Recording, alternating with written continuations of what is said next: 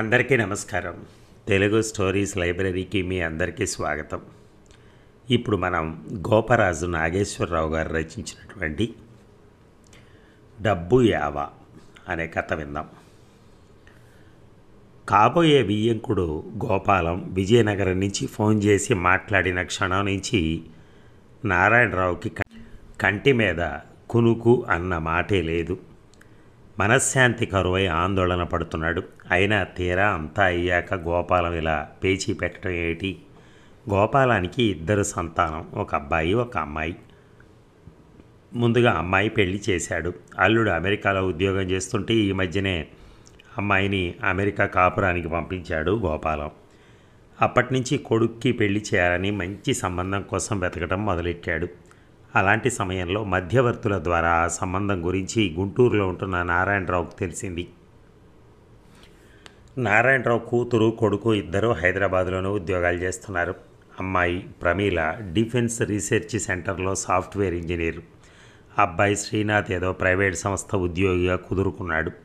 ఇద్దరు హైదరాబాదులో ఇల్లు తీసుకుని ఉంటూ విధులు నిర్వహిస్తున్నారు. ప్రమీల సన్నగా నాజూగ్గా ఉంటుంది. పోస్ట్ గ్రాడ్యుయేషన్తో పాటు కంప్యూటర్ రంగంలో చాలా కోర్సులు నేర్చింది. చివరికి డిఫెన్స్ సర్వీసులో చేరిపోయింది. కూతురికి గోపాలం గారి కొడుకు సంబంధం చూడాలనుకున్నాడు నారాయణరావు. మధ్యవర్తుల ద్వారా తెలిసిన వివరాలను బట్టి ప్రమీలను వాళ్ళు తప్పకుండా ఇష్టపడతారని, పూర్తిగా డబ్బు మనుషులు కారు గనక కట్నాలు పెట్టిపోతల్లో కూడా అట్టే పేచీలు రావని అనుకున్నాడు నారాయణరావు. మధ్యవర్తుల ద్వారా అమ్మాయి వివరాలను, ఫోటోను, జాతక చక్రాన్ని గోపాలానికి పంపించాడు. 4 రోజులకే విజయనగరం నుంచి గోపాలం ఫోన్ చేసి అమ్మాయిని చూసి నచ్చితే వెంటనే నిశ్చయితాంబూలాలు కూడా తీసుకుంటామని, అబ్బాయి వివాహం త్వరగా జరగాలని చెప్పాడు నారాయణరావుతో. సిద్ధాంతిని అడిగి తెలుసుకున్నానని, వచ్చే సోమవారం ఉదయం 10 గంటలకు పెళ్లి చూపులు జరిగితే మంచిది అన్నారని చెప్పాడు. అన్నింటికీ నారాయణరావు అంగీకరించాడు. పెళ్లి చూపుల ఏర్పాట్లు ప్రారంభించాడు. దగ్గర బంధువులకు కబురు పెట్టాడు. అతిథి మర్యాదలకు లోటు రాకుండా అన్ని జాగ్రత్తలు తీసుకున్నాడు. అనుకున్న వేళకి గోపాలం, అతని భార్య ఊర్మిళ, కొడుకు వినోద్ను వెంటబెట్టుకుని రానే వచ్చారు. పరిచయాలు, పరామర్శలు అయ్యాక మగపెళ్లివారు అమ్మాయిని చూశారు. సంతోషంతో వాళ్ళ మొహాలు విచ్చుకున్నాయి. అలంకరణతో అందం ఇనుబడించి అద్భుత సౌందర్యవంతిగా కనిపించింది ప్రమీల. భార్యాభర్తలు కొడుకును దూరంగా తీసుకెళ్లి కొంచెంసేపు ఏదో మాట్లాడారు. ఆ తర్వాత నారాయణరావు దగ్గరికి వచ్చి, మీ అమ్మాయి ప్రమీల మా ఇంటి కోడలుగా రావటం మా అందరికీ ఇష్టమైంది. మీ అమ్మాయి అభిప్రాయం ఏమిటో అడిగి తెలుసుకోండి. అమ్మాయికి అబ్బాయి నచ్చాలి కదా. అమ్మాయి మీరు అంగీకరిస్తే వెంటనే నిశ్చయితాంబూలాలు కూడా తీసుకుందాం. అమ్మాయి మీరు అంగీకరిస్తే వచ్చే మాఘమాసంలోనే వివాహం జరిపిద్దాం. ఏమంటారు అని అడిగాడు గోపాలం. కొడుకుతో మాట్లాడేందుకు వాళ్ళు దూరంగా వెళ్ళినప్పుడే నారాయణరావు కూతురు అభిప్రాయం తెలుసుకున్నాడు. కాబోయే మామగారికి కాస్తంత గీర ఉంది. అందరికన్నా ప్రపంచంలో తెలివిగలవాడు ఎవడైనా అంటే వాడు నా తర్వాతనే అనుకునే స్వభావం గోపాలంది. అది అతగాడి మాటలను బట్టే గ్రహించింది ప్రమీల. ఇకపోతే గోపాలం భార్య ఊర్మిళ చాలా తెలివైంది. ఎదుటి వాళ్ళు చెప్పేది వింటుంది కానీ తను మాత్రం అట్టే మాట్లాడదు. రిమోట్ తన చేతిలో పెట్టుకుని భర్తను ఆడిస్తుందని అంచనా వేసింది ప్రమీల. అసలు విషయానికి వస్తే పెళ్లి కొడుకు వినోద్ పర్వాలేదు. అంత అందవికారంగా ఏమీ ఉండడు.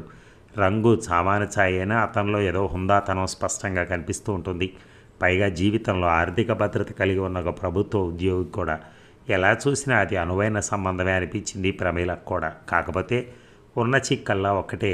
అదే విషయాన్ని తండ్రిని అడిగింది, కొంచెం అతిశయోక్తి అలంకారాన్ని కూడా జోడించి.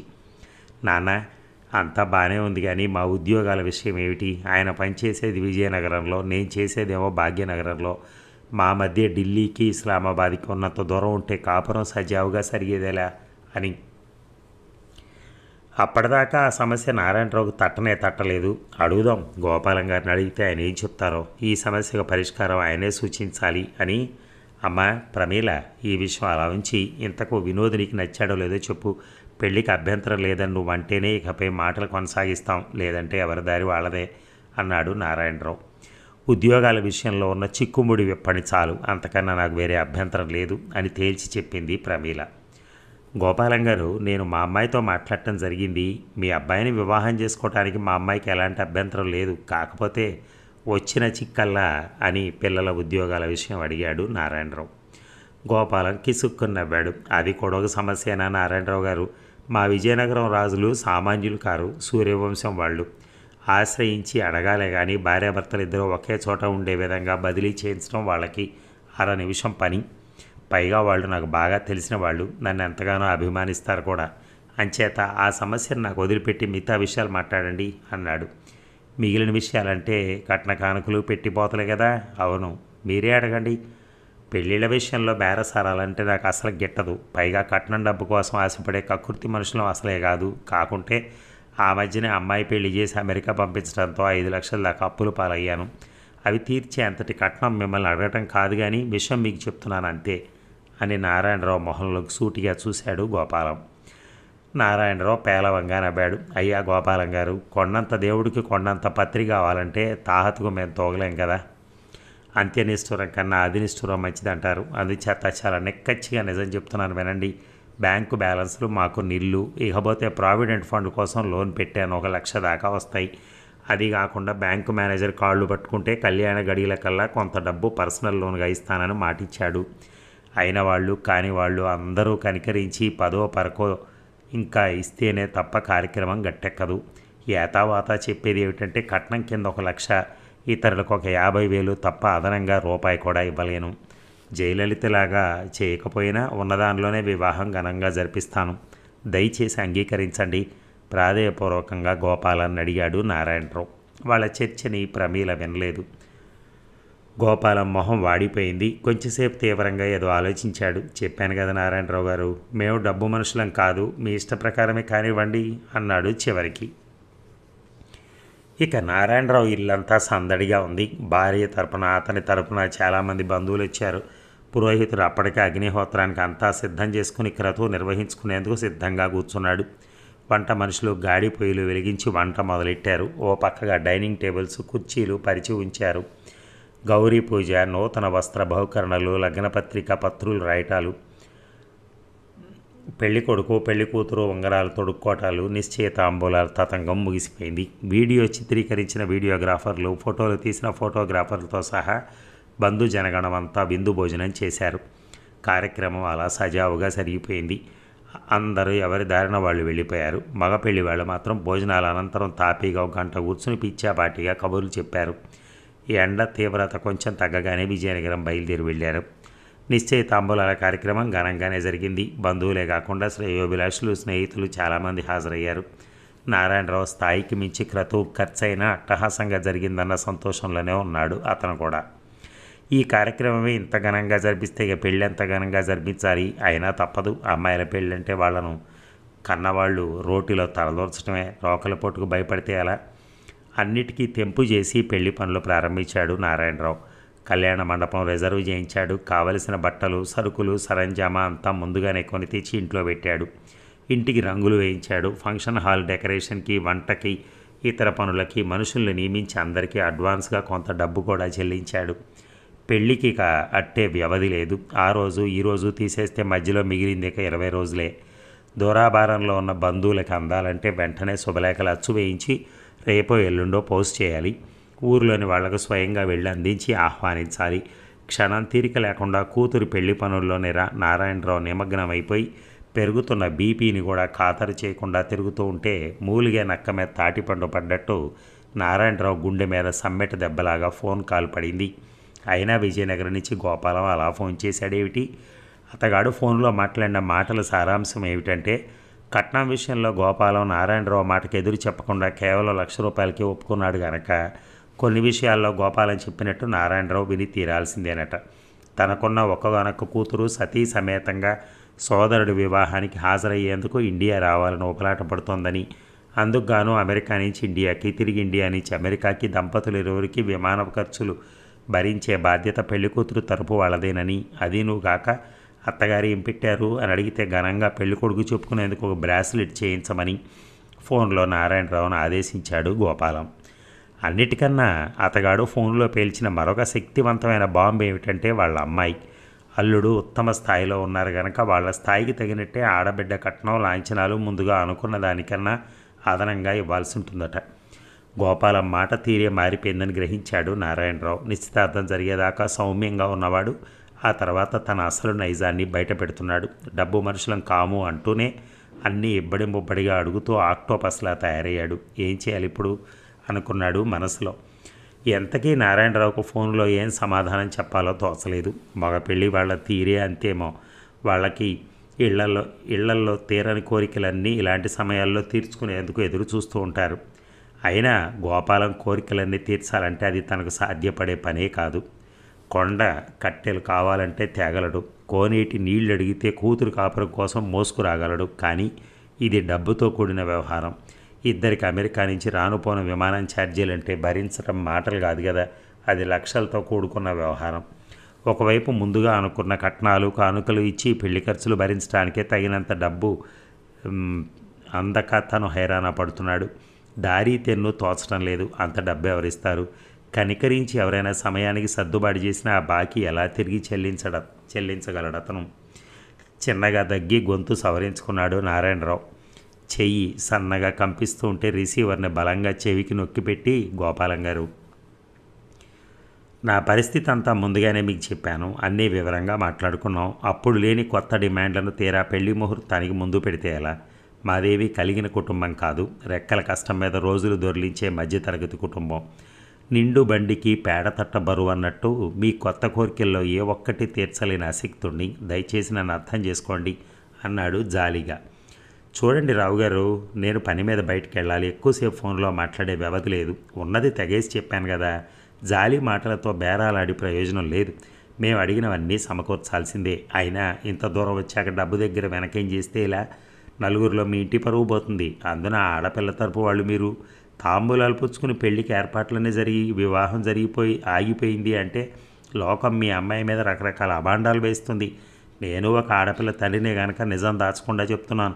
అమ్మాయి వివాహానికి అవరోధం కలగకుండా చూడండి. మీ కొత్త కోరికలు తీర్చలేకపోతే వివాహం ఆగిపోతుందంటారా? వణికే గొంతుతో గోపాలని అడిగాడు నారాయణరావు. జరిగేది అంతే కదా మరి. అదీ కాకుండా మీకు మరో విషయం కూడా చెప్పాలి నేను. ఏమిటండి అది అన్నాడు నారాయణరావు. పెళ్ళయ్యాక మీ అమ్మాయి ఉద్యోగం చేయాల్సిన అవసరం లేదు. ఇంటి పనులు చూసుకుంటే అంతే చాలు. అయినా పెళ్ళయిందంటే ఆడపిల్ల కానీ ఈడపిల్ల కాదు కదా. మాకు కావాల్సినంత ఆస్తుంది. మా ఇంటి కోడలు ఉద్యోగం చేయాల్సిన అవసరం లేదు. అందువల్ల ముహూర్తానికి ముందే మీ అమ్మాయి చేత ఉద్యోగానికి రాజీనామా ఇప్పించండి. వెంటనే విమానం ఛార్జీలు, కట్నం డబ్బు గట్రా ఎవరి చేతైనా పంపించండి. ఇక ఉంటాను అని ఫోన్ పెట్టేశాడు గోపాలం. అందుకే విజయనగరం నుంచి గోపాలం ఫోన్ చేసి మాట్లాడిన క్షణం నుంచి నారాయణరావు కంటి మీద కునుకన్న మాట లేదు. మనశ్శాంతి కరువై ఆందోళన పడుతున్నాడు. అయినా తీరా అంతా అయ్యాక గోపాలం ఇలా పేచీ పెట్టడం ఏమిటి? ఎంత ఆలోచించినా కర్తవ్యం బోధపట్టడం లేదు. నారాయణరావుకి మనసు పరిపరి విధాలా పోతోంది. డబ్బు సమస్య వరకే అయితే తన బాధ్యత. ఆ విషయం పిల్లల్లాకా వెళ్ళే అవసరం లేదు. నిర్ణయం తనదే. కానీ ప్రమీల ఉద్యోగం చేయకూడదన్న షరతు కూడా విధించాడు. అమ్మాయి ఇష్టాయిష్టాలతో పని లేకుండా ఆ విషయంలో నిర్ణయం తీసుకునే అధికారం తనకు లేదు. ఎదిగిన పిల్లల మనోభావాలను గౌరవించి మన్నించకపోతే ఎలా? ఇక అమ్మాయి దగ్గర ఏది దాచేందుకు అవకాశం లేదు. ఉద్యోగ విషయంలో గోపాలం ఏమన్నాడో ప్రమీలకు చెప్పాలి. ఆ సందర్భంలోనే ఇక విమానం ఛార్జీల నుంచి భారీ లాంఛనాలు, కట్నాల దాకా అన్నీ చర్చకు వస్తాయి. అయినా కన్న కూతురు దగ్గర దాపరికం ఎందుకు? ఫోన్లో కాకుండా స్వయంగా హైదరాబాద్ వెళ్ళి కూతురుతో కొడుకుతో అన్ని విషయాలు మాట్లాడాలి. ప్రమీల అభిప్రాయం ఏమిటో, ఉద్యోగం మానుకునేందుకు ఇష్టపడుతుందో లేదో తెలుసుకుని ఒక నిర్ణయానికి రావాలనుకున్నాడు నారాయణరావు. అనుకున్నదే తడువుగా ఆ రాత్రికల్లా బస్సులో బయలుదేరి హైదరాబాద్ చేరుకున్నాడు. జరిగిందంతా పిల్లలిద్దరినీ దగ్గర కూర్చోబెట్టుకుని వివరంగా చెప్పాడు నారాయణరావు. వాళ్ళు మౌనంగా అంతా విన్నారు. ప్రమీల మొహంలోకి తొంగి చూశాడు నారాయణరావు. సమరానికి శంఖం ఊదే చివరి క్షణంలో రథసారథి మొహంలా గంభీరంగా ఉంది. ముందుగా నీ ఉద్దేశం చెప్పు కొడుకుని అడిగాడు నారాయణరావు. నాదే ఉంది, అంతా అక్కిష్టం అన్నాడు క్లుప్తంగా. నారాయణరావు కూతురు వైపు చూశాడు. నాన్న, దాపరికం లేకుండా మాట్లాడుకుంటేనే కానీ ఇలాంటి సమస్యలకు పరిష్కారం దొరకదు. తమ్ముడు తన అభిప్రాయం చెప్పలేదు. బాధ్యత అంతా నాకే విడిచిపెట్టాడు. వయసులో చిన్నవాడు గనక అలా అన్నాడేమో. కానీ నేను అలా నిర్ణయాన్ని, బాధ్యతని ఎవరి మీదకో నెట్టలేను. సమస్య నాది గనక. అయితే ఏం చేద్దామని చెప్పమ్మా లాలనగా అడిగాడు నారాయణరావు. ముందుగా మీ అభిప్రాయం చెప్పండి నాన్న అంది ప్రమీల. కొత్త కోరికలతో ముందుగా మాట్లాడుకోని విషయాల్లో వాళ్ళు మన మీద అదనపు భారం వేయాలని చూడటం వాళ్ళ తప్పే. కానీ లోకరీతి అలా ఉంది. ఏం చేస్తాం? ఏం చేయాలనుకుంటున్నారు మీరు మధ్యలోనే అడిగింది ప్రమీల. శుభలేఖలు పంపించడమే తరువాయి. పెళ్లికి ఏర్పాట్లన్నీ జరిగిపోయాయి. తాంబూలాలు తీసుకున్న విషయం ఊర్లో అందరికీ తెలిసిపోయింది. ఇప్పుడు మనం వెనకడుగేస్తే నలుగురిలో ఎంత నామర్ద అనిపిస్తోంది. అడకత్తెరలో పోకచెక్కలా ఉంది నా పని. వాళ్ళ కోరికలు తీర్చలేను, అలాగని తీర్చలేను అని కరాఖండిగా చెప్పను లేను. అదే ఆలోచిస్తున్నానమ్మా. వాళ్ళ కోరికలు తీర్చే మార్గం చెప్పనా? అడిగింది ప్రమీల. ఏమిటమ్మా అది? మెరుపు కళ్ళతో కూతురు వైపు చూశాడు. తమ్ముడు పేరుతో ఊరి బయట 6 సెంట్ల స్థలం ఉంది కదా మనకి, అది అమ్మేస్తే వాళ్ళ కొత్త కోరికలు తీర్చచ్చు. అది నిజమేనమ్మా. సమయానికి స్థలం విషయం జ్ఞాపకం చేసినందుకు కూతురు వైపు అభిమానంగా చూశాడు నారాయణరావు. అది అమ్మి నా పెళ్లి చేయండి. రేపు తమ్ముడు పెళ్లికి మరో ఆడపిల్లను కన్న తల్లిదండ్రులను పీడించి కట్నం గుంజండి. ఆ కట్నం డబ్బుతో మళ్ళీ ఆస్తులు కొనండి. ఏమంటారు? కూతురు మాటల్లోని ఆంతర్యం నారాయణరావుకు బోధపడలేదు. ప్రమీల వైపు బేలగా చూస్తూ ఉండిపోయాడు. నాన్న, ఈ కట్నాలది ఒక విషవలయం. బయటపడాలంటే సాహసం, తెగింపు కావాలి. అది స్త్రీల వైపు నుంచి, వాళ్ళ తల్లిదండ్రుల వైపు నుంచే రావాలి. ఈరోజు ఏదో 6 సెంట్ల స్థలం ఉంది కదా కనుక దాన్ని అమ్మేసి నా పెళ్లి చేస్తావు. విమాన టికెట్లు కావాలని అడిగినట్టే రేపు పెళ్ళైన తర్వాత మరో ₹1,00,000 తెమ్మంటే అప్పుడేం చేస్తావు? అక్కడే వాళ్ళ నైజం బయటపడింది. డబ్బు యావ లేదంటూనే డబ్బు ఆశించేవాళ్ళు డబ్బు కావాలి అని అడిగే వాళ్ళకన్నా ఎంతో ప్రమాదం. నాన్న, ఇక ఉద్యోగం విషయానికి వస్తే డిఫెన్స్ రీసెర్చ్ సెంటర్లో సాఫ్ట్వేర్ ఇంజనీర్ని నేను. సైంటిస్టుల పరిశోధనల సారాంశాన్ని సేకరించి ఎన్ని నాటికల్ మైల్స్ దూరాన ఉన్న ధ్యేయాన్ని ఛేదించాలంటే ఎంత ఇంధనంతో నడిచే మిసైల్స్ తయారు చేయాలో కంప్యూటర్ స్క్రీన్ మీద చూపించే ఉద్యోగం నాది. అలాంటి నేను ఉద్యోగం వదులుకుని ఇంట్లో అంట్ల గిన్నెలు తోముకుంటూ అత్తామామల సేవలో తరించేందుకు పరిమితం కావాలంటే ఎంత కష్టం. నా అభిప్రాయాలని, ఆశలని, వృత్తిలో ఉన్నత శిఖరాలకు చేరుకోవాలన్న ఆకాంక్షను చంపుకొని ఎదురు తిరిగి ప్రశ్నించే మనస్సును ఎంతవరకు బుజ్జగించగలను? అలా బుజ్జగించలేని ఏదో ఒక క్షణంలో మనుగడ కోసం, స్వేచ్ఛ కోసం ఆడపిల్లలకు కూడా అంతరాత్మ ఉంటుందని, దానికి కొన్ని ఇష్టాయిష్టాలుంటాయని గుర్తొచ్చిన క్షణంలో భావోద్వేగానికి లోనై ఏదైనా అనర్థానికి నేను తలపడితే అప్పుడు మాత్రం సంఘంలో నామర్దా కాదా మీకు? కాళ్ళ పారానైనా ఆరకుండానే పసుపు బట్టలతో ట్రంకు పెట్టే మోసుకుంటూ పంచకట్టు భర్త వెనకాలే పొలం గట్లు దాటుకుంటూ అత్తవారింటికి ఆడది తరలి వెళ్లే పాతకాలం అంతరించింది. మగ పెళ్లి వాళ్ల గుణగణాలకు కూడా పరీక్ష పెట్టి నికారసైన వరుణ్ణే ఎంపిక చేసుకునే దశకు స్త్రీ ఎదిగింది. ఇంకా చైతన్యం వచ్చి కట్న కానుకలు అడిగితే నిన్ను నేను పెళ్లి చేసుకోను అని అమ్మాయిలు, కట్నం అడిగితే కాళ్ళు కీళ్ళు విరగదీస్తామని అమ్మాయిల తల్లిదండ్రులు ఎదురు తిరిగే రోజు ఎంతో దూరం లేదు. అలా జరిగితేనే తప్ప ఈ విషవలయం నుంచి ఎవ్వరూ బయటపడలేరు. నాన్న, ఇంతదాకా వచ్చి చివరికి అమ్మాయి పెళ్ళి ఎందుకు ఆగిపోయింది అని సంఘం అడుగుతుందని, చిలవల పలవలు కల్పించి దుష్ప్రచారం చేస్తుందని భయపడుతున్నారు కదూ. సంఘం పౌరుషం ఉన్న తాచుపాము లాంటిది కాదు. అదొక జెర్రిపోతు లాంటిది. కర్ర తీసుకుని ఎదురుగా నిలబడితే తాచుపామైనా సరే పడగెత్తి మీదకు దూకి కాటు వేయదు. జెర్రిపోతుల తోక ముడిచి పారిపోతుంది. భయపెడితే భయపెట్టేదే కానీ సంఘం భయపడకపోతే అదే భయపడుతుంది. నాన్న, వయోరీత్యా మీరు పాత తరానికి కొత్త తరానికి మధ్య వారధి లాంటివారు. పాతకాలపు భావాలను, భేషజాలను పూర్తిగా వదులుకోరు. కొత్త తరం భావాలను ధైర్యంగా సమర్థించరు. అందుచేత ఈ పెళ్ళి మా అమ్మాయి చేసుకోదు అని విజయనగరం వాళ్ళకి చెప్పలేరు మీరు. అది నాకు వదిలేయండి. నేనే ఫోన్ చేసి మీ అబ్బాయిని నేను పెళ్లి చేసుకోను అని చెప్పొస్తాను అంటూ లేచి నుంచుంది ప్రమీల. ఫోన్ దగ్గరికి టీవీగా నడుస్తూ వెళ్ళింది. తల్లిదండ్రులకు బిడ్డలు ఎప్పటికీ పసివాళ్ళలాగానే కనిపిస్తూ ఉంటారు. ప్రమీల ఎంతగా పరిణితి చెందింది. నిన్నగాక మొన్న పుట్టి పెరిగిన పిల్ల అలా మాట్లాడటం, నిర్భయంగా తన నిర్ణయాన్ని తెలియచేయటం ఆశ్చర్యపోయాడు నారాయణరావు. ఫోన్లో విజయనగరం వాళ్ళని ఎడాపెడా వాయించేస్తోంది ప్రమీల. మాటలు పెద్దగానే వినిపిస్తున్నాయి. మహిళలందరూ ఒకే గొంతుతో ఒకేసారి నినదించినట్టే ఉంది ఆమె కంఠధ్వని. అప్పుడు అదండి కథ. ఆ కూతురు చేసినటువంటి ఆ పనితో ఆ తండ్రి బయటపడగలిగాడు. లేకపోతే ఆ తండ్రి పరిస్థితి ఏమై ఉండేదో. Thank you very much.